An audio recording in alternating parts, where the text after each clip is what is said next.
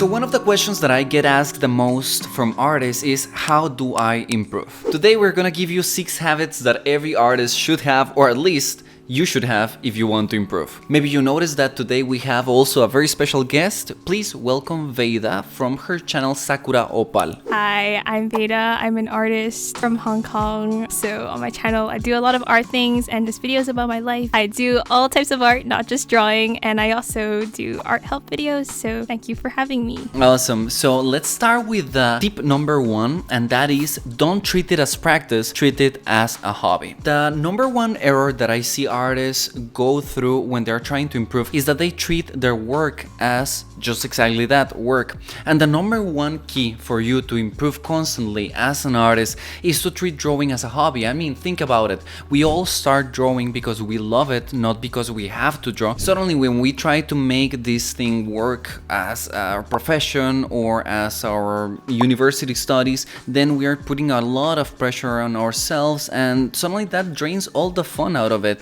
So if you want to improve as an artist, keep it fun. Yes, I totally agree. I feel like sometimes when you take something too seriously, you're gonna start not liking it because you're taking it way too seriously. So I think, like me, obviously I'm not old enough to work yet, and I don't have like professional licensing stuff, but I am an art student. I do visual arts in my school, and I am planning to go to art school. Although like sometimes it might seem daunting, they're like, oh my god, you have to make 8 artworks and coming up for exhibition for school, and then it's like frustrating. Like sometimes you feel like it's work, but then just kind of trick yourself and thinking it's not work. Just like, oh, I'm gonna draw this because I genuinely like drawing these things. Like don't associate it with work at all, because once you make that association, then you're gonna start disliking it, or then you're gonna start to put more pressure on yourself. If you're in an art block, one of the things to do is to remind yourself why you started drawing in the first place.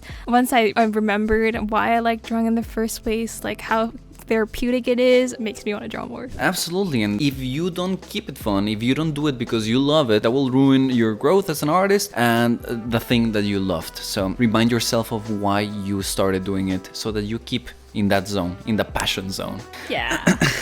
Okay, so let's go to point number 2, and that is looking at artists that you like and copying. So there's like different ways of copying. Obviously like tracing is bad, but I feel like copying as in like imitating their art styles and know why you like the artist that you like and what you like about their artwork, and then try taking notes of that, and then kind of like analyzing so that you can try to learn how to put that into your own artwork. That sense of copying. And it's not like copying the whole artwork, right? Don't just straight up copy like Mona Lisa or something, right? Don't do that. But for practice, that's okay. But another thing to add is don't get too dependent on it, or else your art is gonna look like a direct replica of like someone else's. Absolutely. The worst thing that you want to be is become a second or third or fourth Loish out there, because every single person tries to copy her style, and if you copied her too much and don't have any other influences from other artists, then you're just gonna end up becoming another one. And that is not the point. The point is for you to stand on the shoulders of giants, because there is nothing in art that is not invented. We have a whole history of artists that already made it easier for us to just become better faster. So just try to learn from what others are doing to accelerate your growth without falling in the trap of just becoming a copy. Okay, so let's go to point number 3, and that is practice your fundamentals. Perspective or construction, values, color, anatomy, composition. So these things are your bread and butter, the building blocks for you to be able to draw whatever you want. So it's super important that you learn them so that you can be proficient not only at drawing a specific thing, anime or just characters or just environments or just something, but being able to draw anything that you want to draw. Obviously, if you're practicing fundamentals, for me that will be more boring.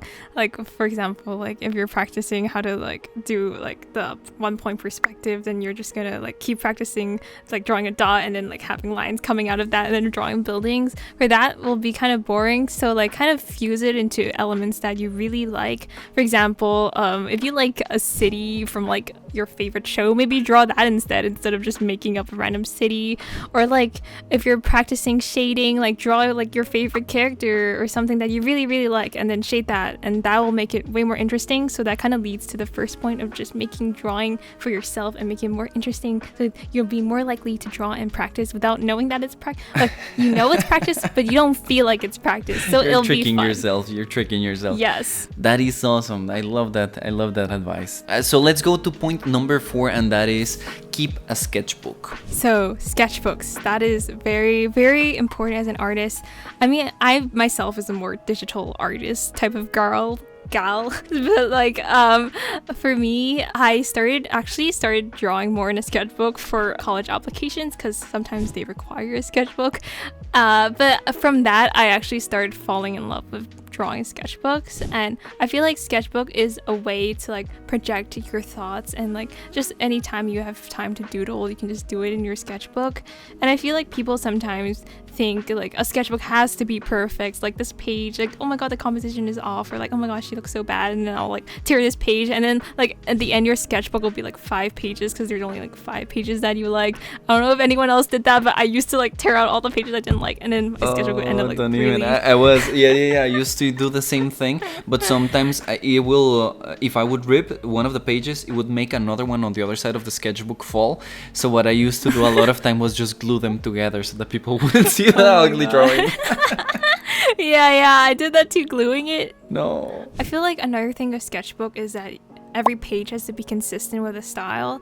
Like obviously you can do that if you want to, but if you feel like you're forcing yourself, like obviously don't do it. I feel like sketchbook it's not like you're showing it to anyone, it's more for yourself. As we said all the points before, drawing should be for yourself. Like sometimes sketchbooks, it's okay to be inconsistent. And another thing is sketchbook ideas, if you don't have them, Pinterest, very good. And also like just search sketchbook tours and like get some inspiration there.